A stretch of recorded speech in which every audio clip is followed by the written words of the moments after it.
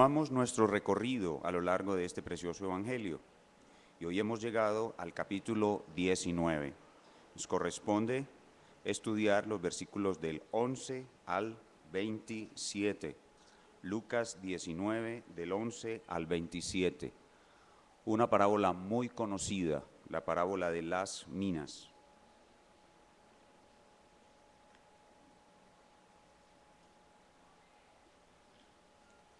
Vamos a leer las Sagradas Escrituras primero, luego vamos a explicarlas y el Espíritu Santo nos dará la gracia de ser transformados por esta palabra. Hermanos y amigos que nos visitan, esta es la palabra de Dios. Oyendo ellos estas cosas, prosiguió Jesús y dijo una parábola, por cuanto estaba cerca de Jerusalén, y ellos pensaban que el reino de Dios se manifestaría inmediatamente. Dijo pues, un hombre noble se fue a un país lejano para recibir un reino y volver. Y llamando a 10 siervos suyos, les dio 10 minas y les dijo, negociad entre tanto que vengo. Pero sus conciudadanos le aborrecían y enviaron tras él una embajada diciendo, no queremos que éste reine sobre nosotros. Aconteció que vuelto él, después de recibir el reino, mandó llamar ante él a aquellos siervos a los cuales había dado el dinero, para saber lo que había negociado cada uno. Vino el primero diciendo, Señor, tu mina ha ganado 10 minas. Él le dijo, está bien, buen siervo. Por cuanto en lo poco has sido fiel, tendrás autoridad sobre 10 ciudades. Vino otro diciendo, Señor, tu mina ha producido 5 minas. Y también a este dijo, tú también sé sobre 5 ciudades. Vino otro diciendo, Señor, aquí está tu mina, la cual he tenido guardada en un pañuelo, porque tuve miedo de ti, por cuanto eres hombre severo, que tomas lo que no pusiste y ciegas lo que no sembraste. Entonces él le dijo, mal siervo, por tu propia boca te juzgo. Sabías que yo era hombre severo, que tomo lo que no puse y que ciego lo que no sembré. ¿Por qué pues no pusiste mi dinero en el banco para que al volver yo lo hubiera recibido con los intereses? Y dijo a los que estaban presentes, quitadle la mina y dadla al que tiene las 10 minas. Ellos le dijeron, Señor, tiene 10 minas. Pues yo os digo que a todo el que tiene se le dará, mas al que no tiene, aún lo que tiene se le quitará. Y también a aquellos mis enemigos que no querían que yo reinase sobre ellos, traedlos acá y decapitadlos delante de mí. Vamos a orar. Espíritu Santo, te alabamos y te adoramos por el incomparable poder de la palabra escrita y porque la usas como el medio principal para darnos ese crecimiento en la fe, en la madurez, en la vida cristiana que tanto anhelamos. Hoy te pedimos que uses esta palabra con poder para capacitarnos y para levantarnos a una vida de servicio y poder a nuestro amante Salvador. Te lo rogamos en el nombre del Señor Jesucristo. Amén. Una de las enseñanzas más hermosas y necesarias que hemos recibido a lo largo de todo este estudio del Evangelio de Lucas es la enseñanza acerca del reino de Dios, la enseñanza sobre el reino de Dios. Y con respecto a este tema hemos visto no solo su importancia, sino su hermosura. Y también hemos visto cuán difícil fue para los discípulos de aquella época entender cómo vino el reino de Dios, cuáles eran las etapas del reino de Dios, y en especial les fue muy difícil comprender la configuración de la etapa del reino de Dios que el Señor Jesús vino a inaugurar, o sea, el reino espiritual. Recordemos rápidamente cuáles son las 4 etapas del reino de Dios. De pronto los niños todavía se acuerdan que en un mensaje les dije que les íbamos a preguntar las 4 etapas del reino de Dios. ¿Cuáles son, niños, las 4 etapas del reino de Dios? El reino primitivo o etapa primitiva, el reino nacional o etapa nacional, el reino espiritual o etapa espiritual y el reino eterno. El reino primitivo hasta Abraham, el reino nacional desde Abraham hasta el final de la nación de Israel, cuando Israel es desechado y ya no es más la nación del reino de Dios. El reino espiritual comienza con la iglesia y termina con la segunda venida de Cristo, que comienza el reino eterno. El Señor Jesús se había esforzado por explicarles a ellos que el reino de Dios iba a entrar en una nueva etapa, que es la etapa del reino espiritual, pero ellos no pudieron entenderlo. Y este versículo nos muestra aún más esa gran dificultad que los discípulos tuvieron para entender la nueva etapa del reino de Dios o reino espiritual. Introduzcámonos en nuestro tema leyendo el último versículo de nuestro mensaje anterior, Lucas 19:10, el caso de la salvación extraordinaria de Zaqueo. Dice Lucas 19:10, dice, porque el Hijo del Hombre vino a buscar y a salvar lo que se había perdido.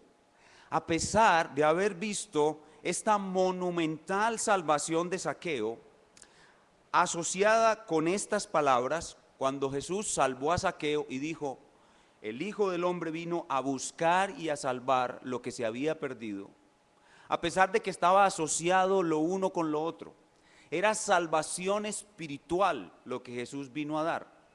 Los discípulos entendieron estas palabras como que muy pronto se iba a iniciar un ataque armado contra los romanos.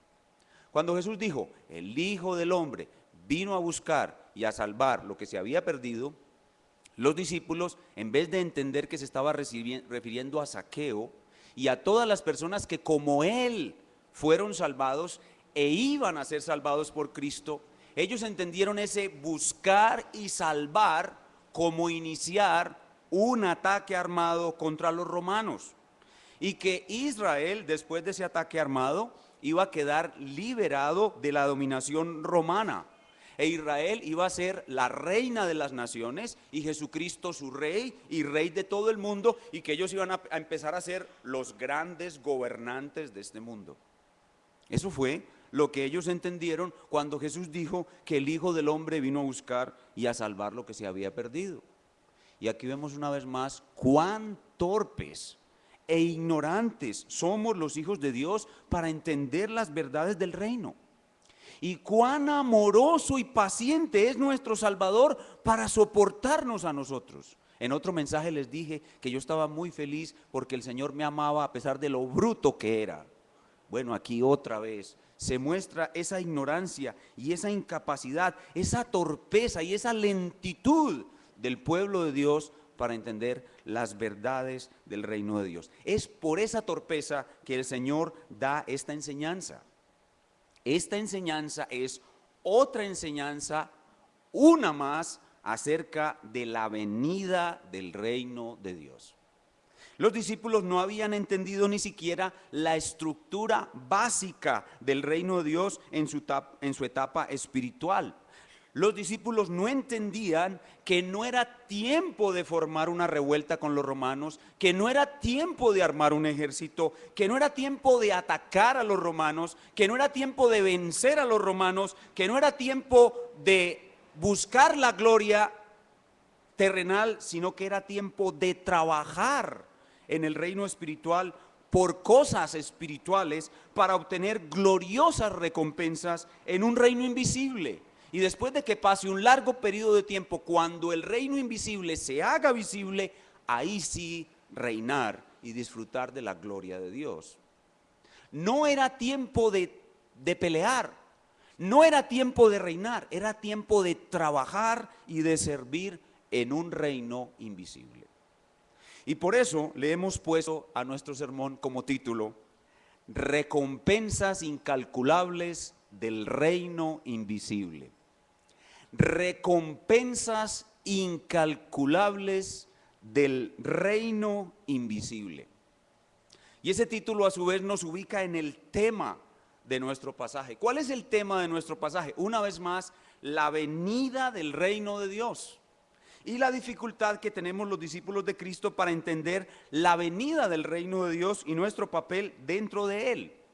Este pasaje nos enseña que debemos comprender la estructura básica del reino de Dios, ubicarnos dentro de ella y comenzar a trabajar durante todas nuestras vidas buscando que al final de esta etapa del reino obtengamos grandes recompensas gloriosas e incalculables. Ese es el tema de nuestro pasaje. Y para estudiarlo vamos a usar dos sencillos puntos. Vamos a dividir nuestro pasaje en dos sencillos puntos. El primer punto será la venida del reino tergiversada. La venida del reino tergiversada, o si usted prefiere, malentendida. La venida del reino tergiversada en el versículo 11. Y luego veremos la venida del reino clarificada. La venida del reino clarificada, que es la parte más amplia del pasaje, los versículos del 12 al 27. Para clarificar la estructura básica del reino de Dios, el Señor Jesús utiliza una parábola. Y por medio de esa parábola nos muestra, escuchen bien, esta frase es clave, estructura básica del reino de Dios. Estructura básica del reino de Dios. Por medio de la parábola el Señor nos muestra cuál es la estructura básica del reino de Dios. El reino de Dios tiene tres elementos fundamentales que conforman su estructura básica. Uno, dos venidas del rey. Uno, dos venidas del rey. Dos, un largo intermedio para trabajar. Un largo intermedio para trabajar. Y tres, un final para rendir cuentas. Repito, la estructura básica del reino de Dios que los discípulos no habían podido entender hasta ahora son tres cosas. Dos venidas del rey, un largo intermedio para trabajar y un final para rendir cuentas. Entonces lo que vamos a ver en este día es lo siguiente. Primero, la venida del reino de Dios tergiversada. Segundo, la venida del reino de Dios clarificada. ¿Cómo clarifica el Señor el reino de Dios? Por medio de dar su estructura básica, la estructura básica del reino de Dios. ¿Cuál es la estructura básica? Uno, dos venidas del rey. Dos, un largo intermedio para trabajar. Y tres, un final para rendir cuentas. Creo que es claro y sencillo, ¿verdad? Muy bien, vamos entonces a desarrollar nuestra estructura y comencemos con la venida del reino tergiversada. La venida del reino tergiversada. Veamos en el versículo 11 cómo el Señor nos da el propósito de la parábola, mostrándonos que los discípulos habían tergiversado totalmente lo que Él ya les había enseñado sobre el reino de Dios. Recuerden que estos discípulos habían escuchado esa enseñanza muchas veces. Recuerden el caso de Juan el Bautista. Recuerden las parábolas de Mateo 13, ellos ya habían escuchado las parábolas de Mateo 13. Y recuerden el ya y todavía no del reino, así que por lo menos ellos ya habían escuchado las enseñanzas del reino en 3 ocasiones y en una larga disertación. Versículo 11. Oyendo ellos estas cosas, ¿cuáles cosas? Lo que había dicho acerca de la salvación de Zaqueo, que el Hijo del Hombre había venido para buscar y a salvar lo que se había perdido. Oyendo estas cosas, prosiguió Jesús y dijo una parábola, por cuanto estaba cerca de Jerusalén y ellos pensaban que el reino de Dios se manifestaría inmediatamente. Noten ustedes, ellos pensaban, ¿quiénes pensaban? Sus discípulos. ¿Qué pensaban? Lo que dije en la introducción, que pronto íbamos, como estaban a punto de llegar a Jerusalén, ellos pensaban, lo mínimo que va a pasar es, llegamos a Jerusalén, celebramos la Pascua y el Señor dice, bueno, vamos a armar un ejército aquí, vamos a darle duro a estos romanos. Eso era lo que ellos pensaban. ¿Y cómo supo el Señor qué era lo que ellos pensaban? Oh, porque el Señor es Dios y Él es omnisciente, Él sabe lo que hay en el corazón de los hombres. Entonces ellos pensaban que los discípulos estaban listos para armar una revuelta. Nadie se lo dijo, Él lo supo porque Él es Dios. Entonces, ¿qué es lo que va a hacer Él? Va a corregir ese pensamiento equivocado, va a calmar toda esa expectativa equivocada y los va a bajar de su expectativa falsa. No, hijos míos, no es una batalla, no es una conquista militar, es una conquista espiritual. lo que vamos a tener. ¿De dónde les vino a ellos ese pensamiento equivocado? ¿Por qué fue tan difícil para ellos entender el reino de Dios? Todos tenían la idea de que el Mesías vendría una sola vez y con la venida del Mesías iba a derrotar al enemigo, a exaltar la nación de Israel, a apartar los malos de los buenos, a reinar eternamente y a destruir a los malos. Esa idea la tenían Juan el Bautista. Los discípulos y todo Israel tenían esa perspectiva mesiánica, escatológica, metida en la cabeza, y por eso fue tan difícil para los discípulos entender que el reino de Dios había venido de otra manera. Entonces, para contrarrestar toda esa expectativa equivocada, el Señor utiliza una parábola. La parábola va a presentar la estructura básica del reino de Dios en su tercera etapa, y con ello pues los discípulos en ese entonces todavía no lo entendieron, pero por lo menos el Señor deja la base fuerte para que el Espíritu Santo luego les haga entender las etapas del reino y cómo debían vivir en esta tercera etapa, que es la etapa espiritual. Entonces en el versículo 11 vemos la venida del reino tergiversada. ¿Y por qué estaba tergiversada en la mente de ellos? Ahora veamos cómo el Señor les clarifica acerca de la venida del reino, y ese es nuestro segundo punto y el punto principal del pasaje. La venida del reino clarificada, la venida del reino clarificada por medio de una parábola. Esta parábola que el Señor Jesús usa está basada en un hecho real. En esa época, en la ciudad de Jericó, vivía el hijo de Herodes el Grande, llamado Herodes Arquelao. Cuando Herodes el Grande murió, Arquelao iba a ser rey de toda esa región, y él viajó a Roma para ser ungido por César Augusto como rey. Pero los judíos, los habitantes de Jericó, estaban muy familiarizados con esa historia real, odiaban a Arquelao porque Arquelao era un tirano cruel y homicida. Entonces ellos enviaron una delegación de judíos notables delante de César Augusto para decirle a César Augusto el emperador: no queremos que Arquelao reine sobre nosotros. Y lo lograron que César no le diera el título de rey absoluto, sino de tetrarca. Hubo una división y el territorio fue entregado a otros gobernantes, y Arquelao no fue un rey exactamente en el sentido estricto como lo eran en ese entonces. Así que esta parábola está basada en un hecho real. Así que para los habitantes de Jericó y los discípulos que estaban ahí escuchando, esto era muy familiar y muy fácil de entender. Y como dijimos en la introducción, esta parábola nos muestra la estructura básica del reino, que son tres cosas: dos venidas del rey, un largo periodo para trabajar y un final para rendir cuentas. ¿Y quiénes van a rendir cuentas? Tres tipos de personas: los verdaderos siervos del rey, los falsos siervos del rey y los enemigos del rey. Ese es el camino que vamos a recorrer. Comencemos viendo el primer elemento de la estructura básica del reino: las dos venidas del rey.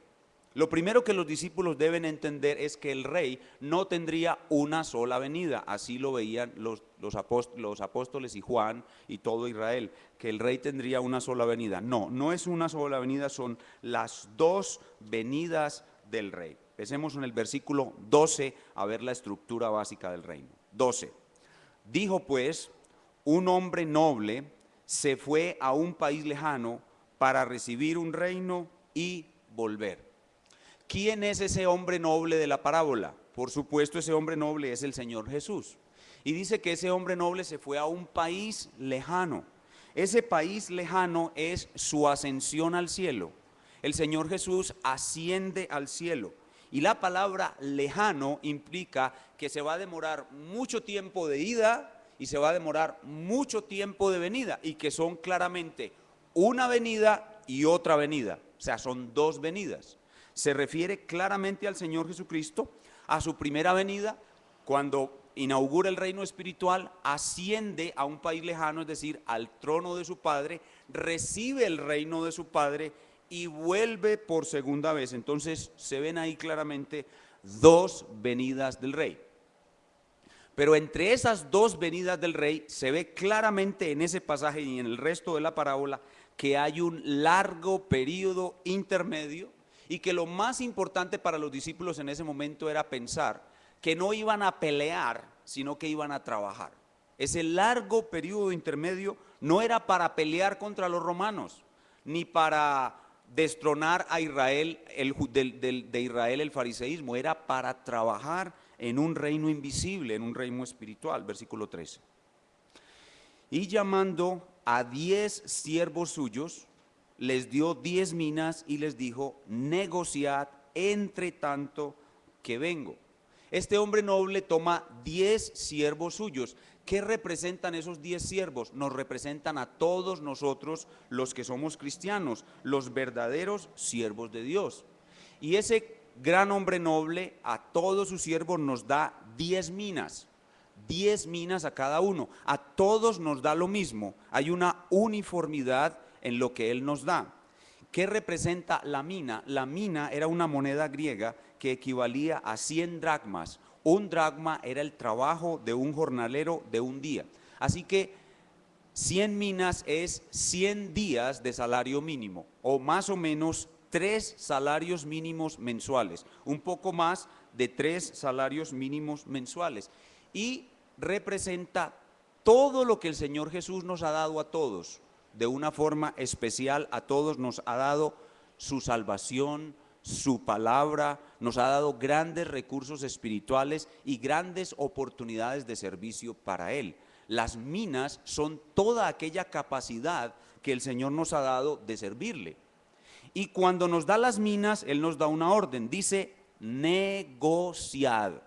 Negociad. La orden que el Señor da es negociar. ¿Qué significa ese negociar? Significa mostrar las evidencias de la salvación que hemos recibido. ¿Quién fue el primero que una vez recibió las 10 minas comenzó a negociar?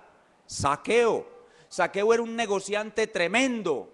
Antes en el mundo para robar, ahora para utilizarlo para el bien. ¿Quién es el ejemplo de un cristiano que comienza a negociar de una? Zaqueo. Zaqueo coge la mitad de sus bienes y comienza a negociar con ellos. Ahora no para ganar riquezas terrenales, sino para ganar riquezas celestiales. ¿Y qué empieza a hacer? Lo da a los pobres. ¿Y qué más hace? Coge la otra mitad y le devuelve a todos los que robó cuadruplicado. Y en ese proceso Zaqueo está negociando y negociando y ganando. ¿Pero ganando qué?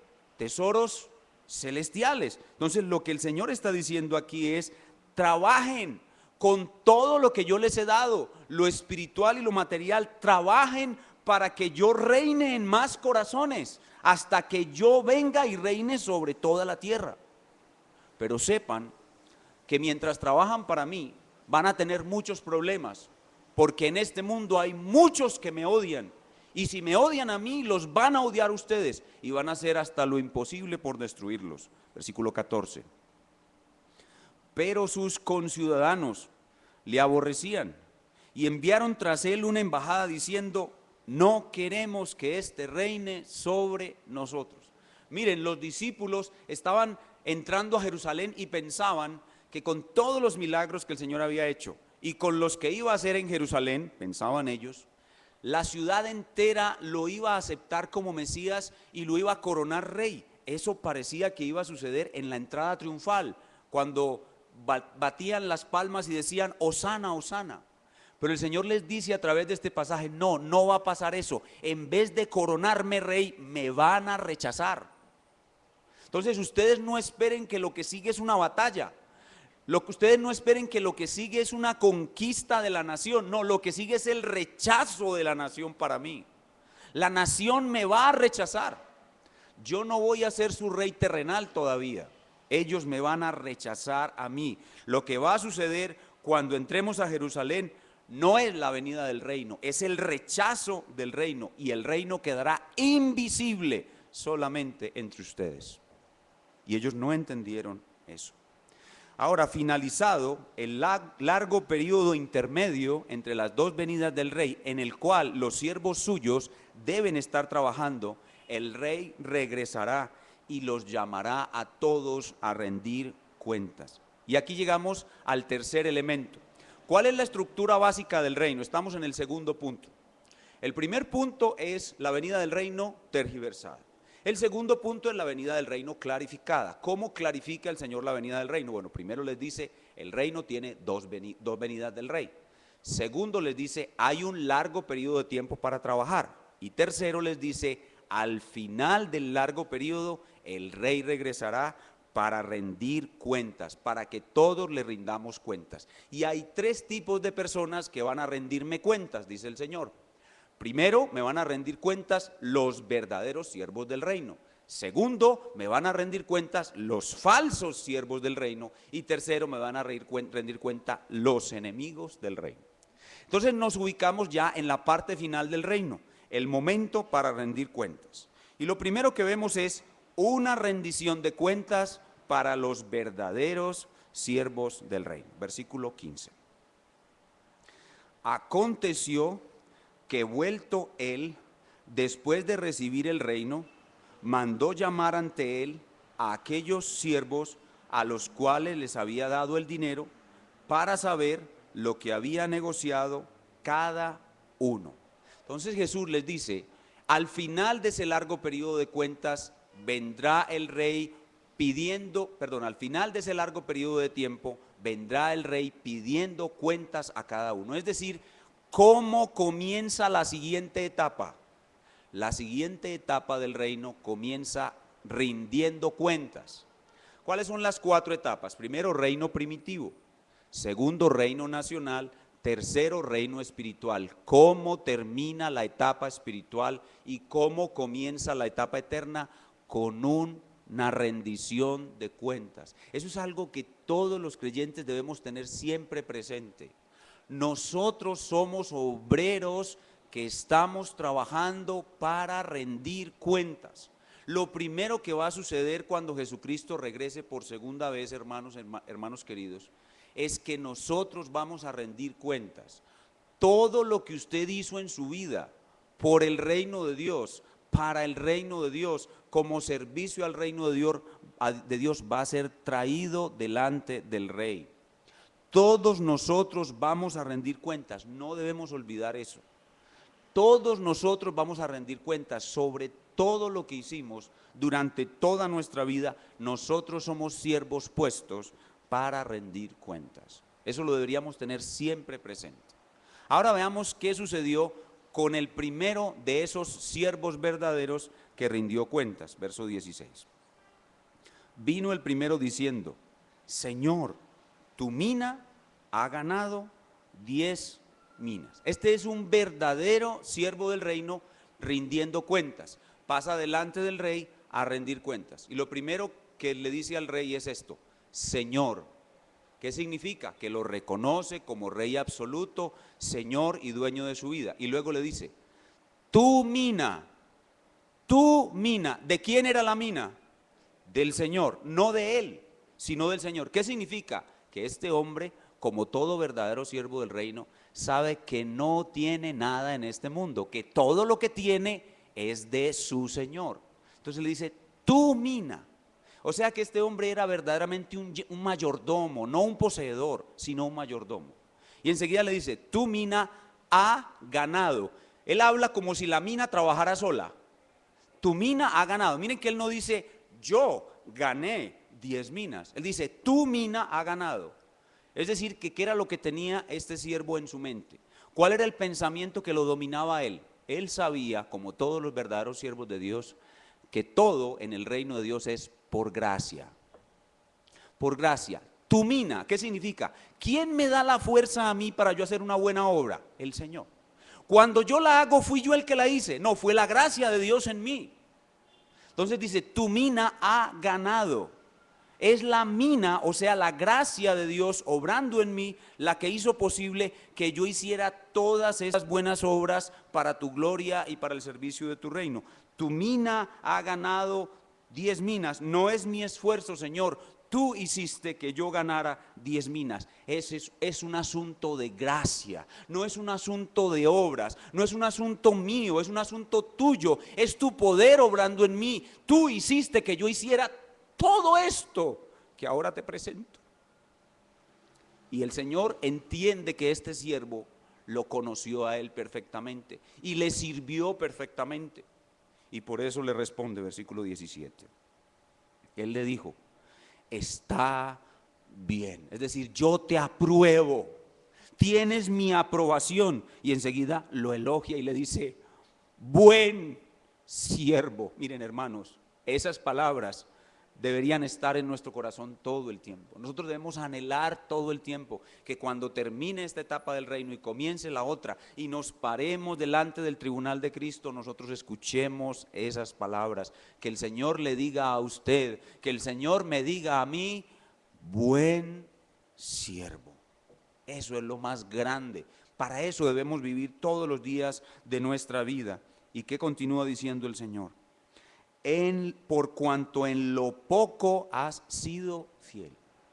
Eso significa que todas las cosas que poseemos en este mundo son de un valor relativamente escaso. Dice, en lo poco, cualquier cosa, por grande que sea, en esta vida es considerada por el Señor como algo pequeño. Lo más importante no es la cuantía de las cosas ni su valor, porque hemos visto aquí que el valor de todo en este mundo es poco. Lo más importante es lo que sigue diciendo el Señor. En lo poco has sido fiel. Lo importante es la fidelidad con la cual yo administro lo poco que Él me da. Si lo poco que Él me da yo lo administro y lo uso con fidelidad, es esa fidelidad, no la cantidad de lo que hago, ni los resultados de lo que obtengo, lo que Él va a recompensar es mi fidelidad. Eso es lo que Él va a recompensar. Lo importante es la fidelidad. El Señor, al ver esa fidelidad en su siervo, lo recompensa de una manera abundante. Noten la relación entre lo poco, dice en lo poco. En realidad, lo que yo te di es muy poco y lo que tú lograste es muy poco realmente. Imagínense, le dio 10 minas, le dio 10 minas y él ganó 10 minas más. 10 minas no es mucho y las 10 minas que ganó tampoco son mucho. ¿Y qué hace el Señor? Le dice, en lo poco has sido fiel, tendrás autoridad sobre 10 ciudades. O sea que por haber hecho poco, con poco y haber obtenido poco, le da 10 ciudades. 10 ciudades, imagínense, por trabajar con 3 salarios mínimos mensuales, con la cantidad equivalente a 3 salarios mínimos mensuales, y producir 10 salarios mínimos mensuales, le dan 10 ciudades. Eso es una recompensa desproporcional. Eso es una recompensa, entre comillas, exagerada, por ganar, por cada mina una ciudad, es decir, por ganar el equivalente a 3 salarios mínimos, me regalan una ciudad. Eso es demasiado, demasiado, y por eso hemos titulado el sermón, recompensas incalculables del reino invisible, porque las recompensas que el Señor le va a dar a sus siervos por haber hecho fielmente con cosas de muy poco valor van a ser enormes. Las recompensas son enormes, son incalculables. ¿Por qué? Porque nuestro Señor es extremadamente generoso. Él es extremadamente generoso. Es extremadamente paciente con lo brutos que somos y extremadamente generoso con lo poquito que hacemos para Él. Es extremadamente generoso. Miren, trabajar para este rey es un negociazo, hermanos. Es un negociazo. Trabajen para ese rey. Y a veces pensamos que nuestro servicio es muy pequeño, pero miren la recompensa tan grande que el Señor le da a cosas tan pequeñas. Dice la Escritura que ni siquiera un vaso de agua se quedará sin recompensa. Pero no termina ahí. Miren, después de darle a este hombre 10 minas, le da una más. O sea que este hombre termina recibiendo 11 ciudades. 11 por haber trabajado y obtenido tan poca cosa. Y eso nos muestra que muchas veces los resultados que nosotros obtenemos en nuestro servicio no van a estar equivalentes con la recompensa que vamos a servir. Usted va a encontrar en esta vida El servicio a Dios tiene un carácter de misterio. Usted va a encontrar en esta vida siervos de Dios con pésimos resultados, pero los va a ver allá con incomparables recompensas, porque este rey es generoso. Hermanos, y si hoy ustedes se van de aquí viendo la gloria de Cristo como un rey generoso, yo estaré satisfecho. Trabajar para este rey paga. No hay un patrón tan generoso como él. Trabajen para él, aunque sea lo más mínimo, créanme, lo más mínimo que ustedes hagan por su rey y por su reino será recompensado de manera incalculable. El servicio a este rey paga. El segundo siervo verdadero viene a rendir cuentas y él recibe la misma generosidad del rey, pero conforme a su fidelidad. Versículos 18 y 19. Versículo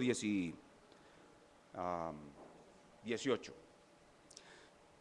Vino otro diciendo: Señor, tu mina ha producido 5 minas.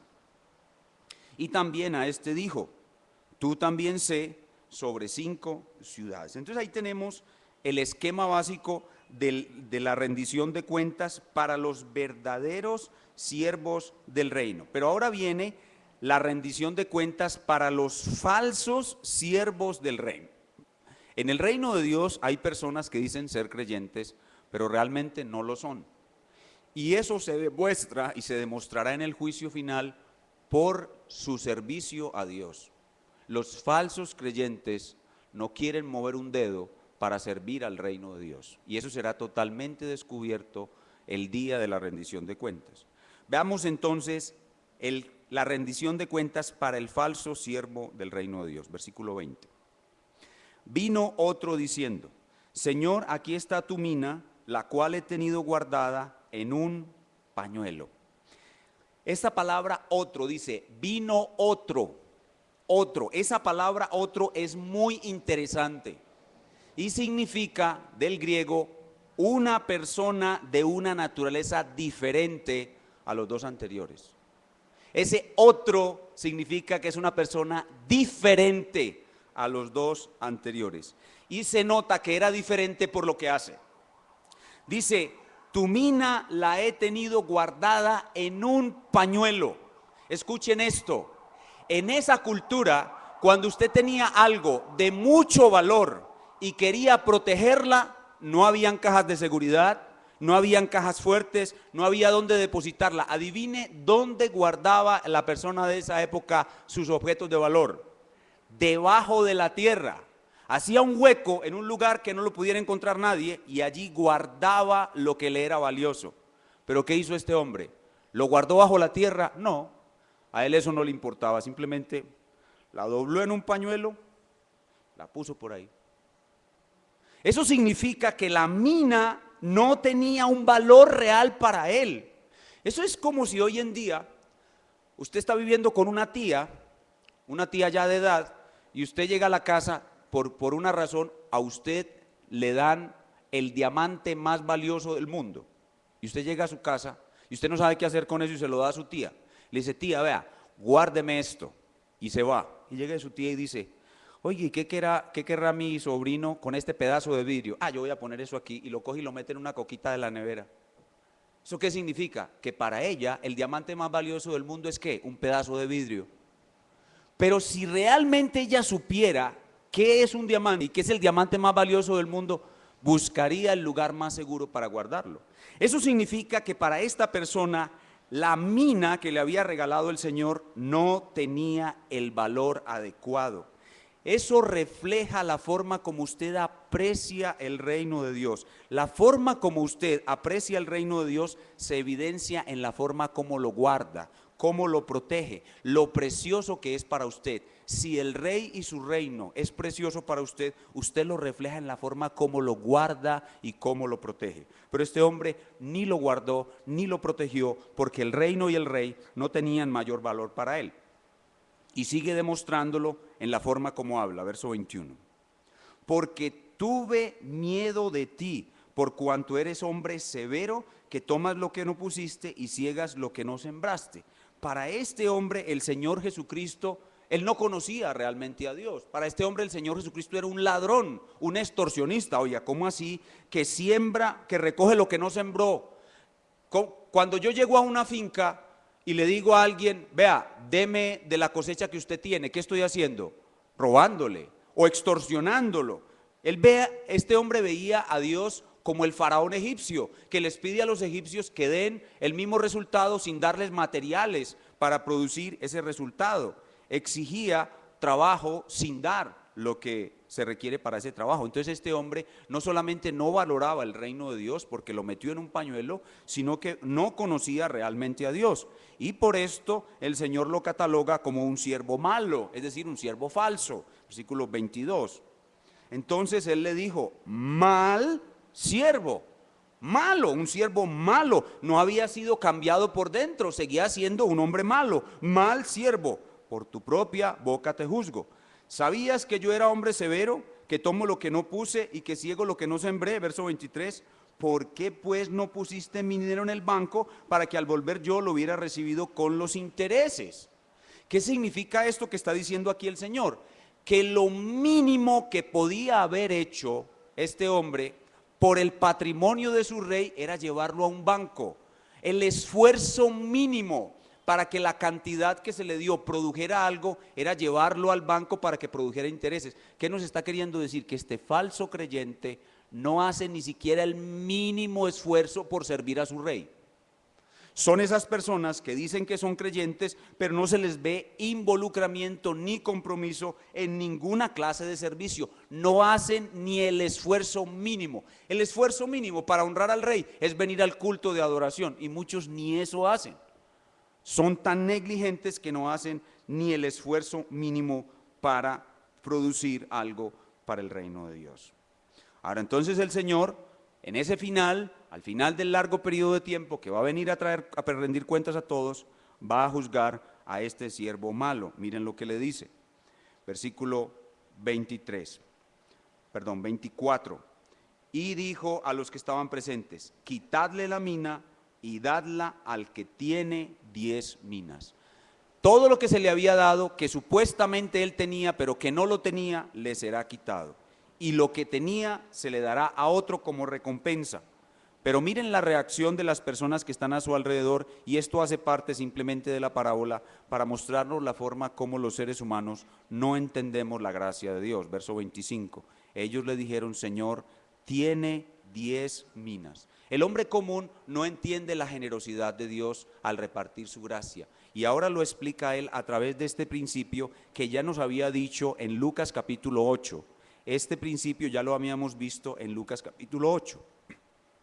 Verso 26, pues yo digo que a todo el que tiene se le dará, mas el que no tiene, aún lo que tiene se le quitará. Esto suena al principio como injusto, suena como una injusticia. Al que tiene se le dará. Eso, mirándolo en nuestra vida social común, significaría equivocadamente como que el rico sea más rico y el pobre sea más pobre, pero eso no es lo que significa, porque recuerden que estamos hablando de un reino espiritual.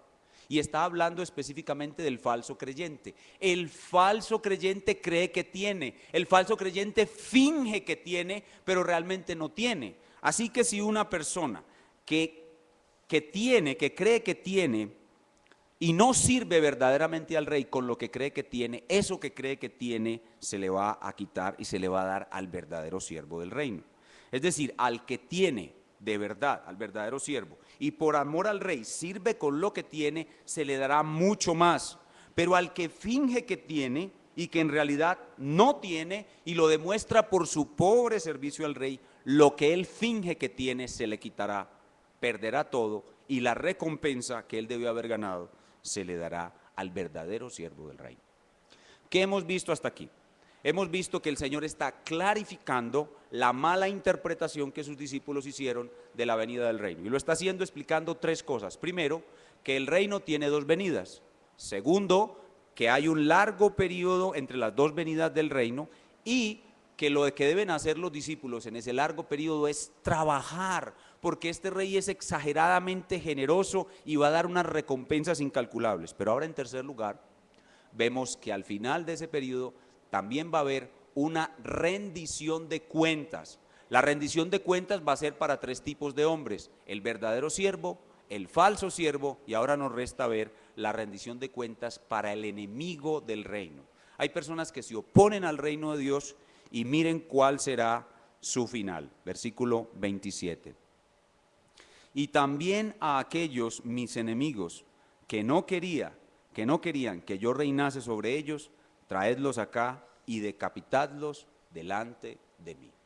Habrá entonces, al final del largo periodo entre las dos venidas, una rendición de cuentas. Los verdaderos siervos del reino serán recompensados. Los falsos siervos del reino serán descubiertos, castigados, y los enemigos del reino serán decapitados y arrojados al lago de fuego que arde con azufre. Ese es el contenido de nuestro pasaje. La pregunta: ¿entendieron en este momento los discípulos la estructura básica del reino? ¿Se aclararon sus ideas sobre la venida del reino? ¿Dejaron de pensar que tenían que organizar un ataque armado para conquistar a Israel? La verdad es no, ellos no lo lograron entender, porque aún cuando el Señor estaba a punto de ascender o estaba ascendiendo, antes de ascender le preguntaron: ¿restaurarás el reino de Israel en este tiempo? Ellos no lo entendieron. ¿Cuándo lo entendieron? Lo entendieron cuando vino el Espíritu Santo sobre ellos y ellos tomaron todas estas enseñanzas. El Espíritu Santo las tomó en su mente y entendieron por fin cuál es la estructura básica del reino de Dios. ¿Cuál es la estructura básica del reino de Dios? Que el reino de Dios tiene dos venidas, un largo intermedio para trabajar y un final para rendir cuentas de los verdaderos siervos, de los falsos siervos y de los enemigos. Ellos no lo entendieron hasta después de que vino el Espíritu Santo. ¿Qué hemos aprendido hoy con esta exposición? Hemos visto una vez más que el tema del reino de Dios sigue siendo vital para la vida de todo cristiano. Hemos aprendido que la demora en la segunda venida del Rey nos da la oportunidad de demostrar cuánto amamos al Rey, trabajando con nuestro máximo esfuerzo para Él. Hemos aprendido que aún los servicios más pequeños al reino de Dios nos traerán muy grandes recompensas, porque nuestro Rey es demasiado generoso. Y hemos aprendido que tanto los falsos siervos del reino como los enemigos del reino, en la segunda venida del Rey, serán completamente ejecutados, completamente castigados. Eso es lo que hemos aprendido en el día de hoy. Ahora veamos algunas aplicaciones prácticas. Las aplicaciones prácticas de este pasaje se derivan de los tres tipos de personas que hay en el reino de Dios. ¿Cuántos son los tipos de personas que hay en el reino de Dios? Tres. ¿Cuántos tipos de personas hay en una iglesia de Cristo? Hay verdaderos siervos, falsos siervos y enemigos del Rey. ¿Cuáles son las aplicaciones para cada uno de ellos? Para los verdaderos siervos del reino, este pasaje nos llama o nos invita a confirmar que somos verdaderos siervos del reino. ¿Cuántos de ustedes en su corazón saben que son verdaderos siervos del reino? ¿Cuántos de ustedes en su corazón saben: yo he sido salvado por la gracia de Dios, yo soy un siervo de Dios? La mayoría de ustedes tienen esa seguridad. Este pasaje nos llama a confirmar lo que somos. ¿Cómo vamos a confirmar lo que somos? Hay una palabra clave en el pasaje: negociando. Negociando. Vamos a confirmar lo que somos negociando. Hermanos, nosotros tenemos ahora un largo periodo de tiempo. Puede no ser tan largo para cada uno de nosotros porque nos puede sorprender la muerte, pero entre las dos venidas del Rey hay un largo periodo de tiempo para negociar. Vamos a confirmar lo que somos si negociamos, y mientras más negociemos, más seguros vamos a estar de lo que somos y más grandes recompensas vamos a ganar en el reino. ¿Qué significa para nosotros negociar? Negociar es ir a ganar almas perdidas. Ir a ganar almas perdidas. Yo demuestro que estoy sirviendo al Rey cuando me preocupo por ganar un alma perdida. ¿Cuándo fue la última vez que usted le compartió el evangelio a alguien? ¿Vive usted preocupado por la salvación de las personas que lo rodean? ¿Ora usted por esas personas y hace algún esfuerzo para que esas personas sean salvas? Cualquier esfuerzo que usted haga porque una persona sea salva va a ser recompensado grandemente. ¿Cómo más confirma usted que usted es un siervo del reino? Una vez esa persona es salva, usted la puede traer a la iglesia, usted se preocupa porque esa persona sea discipulada. ¿Cuántos de ustedes anhelan discipular a un nuevo creyente? ¿Cuántos de ustedes anhelan ser usados por Dios para enseñarle las verdades básicas de la vida cristiana y para que esa persona transforme su vida cristiana de tal manera que sea un santo, que luego él mismo sea servidor del reino? Cualquier esfuerzo que usted haga para discipular a un bebé espiritual será recompensado grandemente.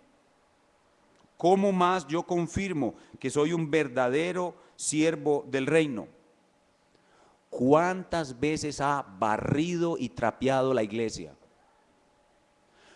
Todas las veces que usted barra y trapee la iglesia o se preocupe porque haya una iglesia local bíblicamente constituida con toda su logística de funcionamiento, toda la preocupación que usted tiene por eso y todo esfuerzo que usted haga porque haya una iglesia bíblica con toda la logística para funcionar, para que haya un faro de luz para el reino de Dios, será recompensado grandemente. Cada barrida de la iglesia, hermanos, vale plata. Sepan eso. Eso es servir al reino de Dios. Orar. Orar fervorosamente por sus pastores. Orar fervorosamente por hermanos de la iglesia. Orar fervorosamente por otras iglesias. Orar por la conversión de otras personas. Eso es trabajar para el reino. Y eso es recibir grandes recompensas. Invertir su dinero en el avance del reino de Dios. Cuando usted encuentra una iglesia bíblicamente constituida, que es una iglesia verdadera y sincera, pastoreada por verdaderos siervos de Dios, que preferimos antes dar de nuestras vidas y de lo que tenemos que quitarle su dinero, invierta confiadamente en el reino. Cualquier centavo que dé va a ser recompensado grandemente, créame, grandemente. Invierta su dinero en el reino de Dios y va a ganar grandes recompensas. ¿Cómo más confirma y demuestra que usted es un siervo del reino? En su casa. Usted no tiene que ser un pastor de tiempo completo o diácono.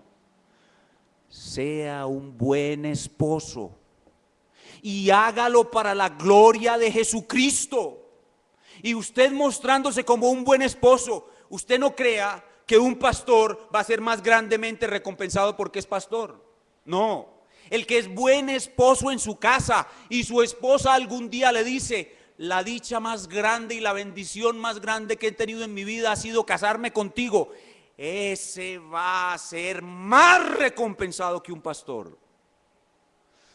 Que una mujer le diga a un hombre: no tengo dicha más grande que haberme casado contigo, después de mi salvación y de conocer la reforma. La dicha más grande que yo tengo es haberme casado contigo.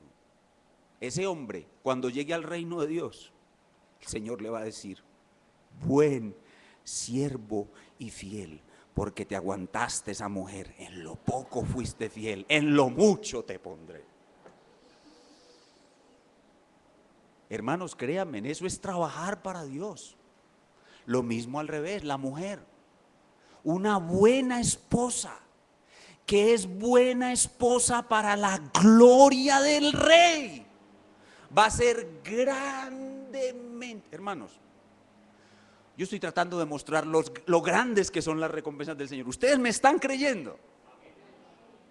Esa esposa va a ser recompensada grandemente. Créanme, 10 ciudades por haberse aguantado a ese tipo. 10. Eso es servir al reino de Dios. Y nosotros tenemos que confirmar que somos siervos del reino de Dios, no por lo que decimos, sino por lo que hacemos. Somos siervos. La palabra siervo significa esclavo. O sea que Dios me tiene que ver trabajando. La iglesia me tiene que ver trabajando. En cambio, si usted viene a una iglesia y los pastores lo ven a usted o los demás lo ven como uno que no trabaja, pues hombre, usted tiene que empezar a dudar si es siervo o no. Y recuerde, no tiene que hacer el gran trabajo. Anótese en la lista para barrer la iglesia. Mire, le voy a decir algo más. Lavar los baños de la iglesia tiene una recompensa más especial. Anótese en la lista para lavar los baños de la iglesia. Siervos, servidores. ¿Qué es lo que hace el siervo? El siervo es un esclavo. Hace el oficio más humilde. Ahora, entonces la primera enseñanza para los verdaderos creyentes es que confirmemos lo que somos ¿con qué? Con servicio. Pero lo otro que este pasaje nos muestra a los verdaderos siervos de Dios es que debemos ser ambiciosos. Debemos ser ambiciosos y debemos soñar con esas grandes recompensas. Uy, mi Señor es tan generoso, como Él es tan generoso, yo debo ambicionar sus recompensas. Y debo esforzarme porque mi servicio sea al máximo, como Zaqueo. Zaqueo, ¿cuánto restituyó al que le robó? Cuadruplicado. Zaqueo quería obedecer al máximo. Bueno, nosotros también debemos ambicionar las recompensas al máximo. Y todo debemos hacerlo pensando que el siervo del Señor, que es Jesucristo, invirtió demasiado en mí. Él dio demasiado en mí. Señor, ¿cuánto trabajaste tú por mí? ¿Y cuánto debo trabajar yo por ti? ¿Cuánto voy a invertir de mi vida en tu reino? De una manera que se corresponda con lo que tú hiciste por mí y de esa manera aspirar a las más grandes recompensas. Pero este pasaje no le habla solamente a los verdaderos siervos de Cristo, sino que están activos y que pueden ver por su servicio que lo son. Pero este pasaje le habla a los que están inactivos, a los que están dormidos, a los que no sirven, a los que no sirven para nada, a los que no tienen la mina del Señor ni siquiera envuelta en un pañuelo, a los que no se han tomado la molestia siquiera de llevar la mina del Señor al banco para que produzca intereses. A esos también les habla este pasaje. ¿Y qué les dice? Cuidado, ustedes, los que están inactivos, los que no se ven servir, cuidado, ustedes resultan ser más bien falsos creyentes. Cuidado. Somos cristianos y lo demostramos porque servimos. La persona que dice que es cristiana y no sirve, no hace nada por el reino, es muy probable que sea un falso creyente.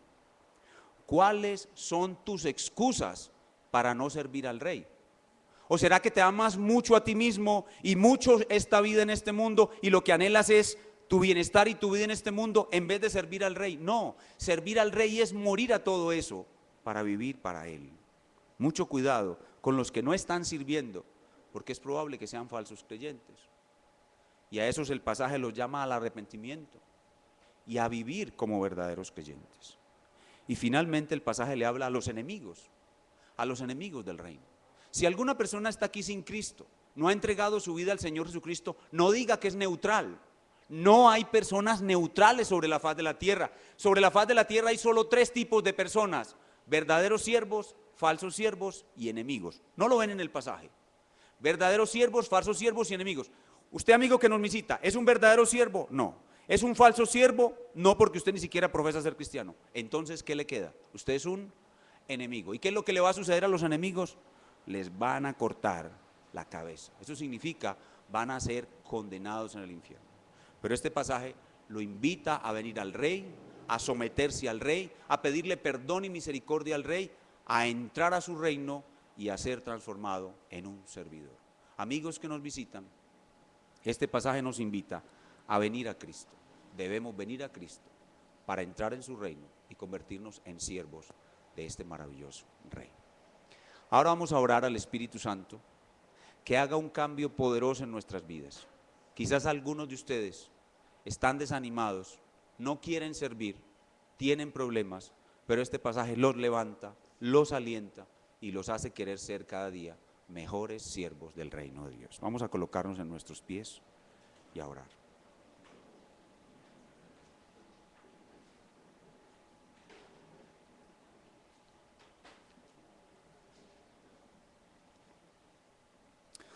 Oh Espíritu Santo, gracias por este pasaje y gracias por su exposición. Habla a los corazones de todos los creyentes que estamos aquí y ayúdanos a ver en esta estructura básica del reino de Dios que hemos visto, dónde estamos nosotros, dónde estamos ubicados y cuál es nuestro deber. Ayúdanos a identificarnos y a sentirnos a nosotros mismos verdaderamente como verdaderos siervos del reino y a anhelar poder servir mejor a nuestro Rey. Te pedimos, Espíritu Santo, que esta enseñanza traiga tal convicción a nuestros corazones de lo que somos, siervos de tu reino, que decidamos un curso de acción en nuestras vidas caracterizada por el servicio esforzado y fiel. Y lo hagamos de tal manera y perseveremos en el tiempo, porque muchos comienzan muy bien, pero no continúan. Muchos tienen un buen comienzo, muy pocos tienen una buena carrera y muy pocos tienen un buen final. Permite que este pasaje produzca tal convicción en nosotros y genere tal curso de acción que perseverando en el tiempo, al morir nosotros, se pueda decir de nosotros que nuestras obras postreras fueron mayores que las primeras. Que las cosas que hemos estado haciendo para servirte en tu reino ahora, que son pequeñas, tu espíritu cada vez más las aumente y las aumente y las aumente más y más, para que sean grandes obras en el reino de Dios. Y cuando lleguemos a ese final de rendición de cuentas, podamos recibir esas recompensas incalculables que obtuvimos trabajando en un reino invisible. Ayúdanos a entender estas verdades profundamente y a llevarlas a la práctica. Y si hay entre nosotros alguna persona que se muestra como un siervo inútil, si es un verdadero creyente, que se arrepienta y active su servicio a Dios. Si realmente no es un creyente, que se arrepienta y entre al reino y empiece a ser un servidor. Y a los que no te conocen, dales el entrar al reino de Dios. Oh, gracias, Señor, por esta predicación. Úsala poderosamente para traer a nuestra iglesia más grandes y mejores obras. Te lo pedimos en el nombre del Señor Jesús. Amén. Vamos a abrir nuestros himnarios, el himno número 198.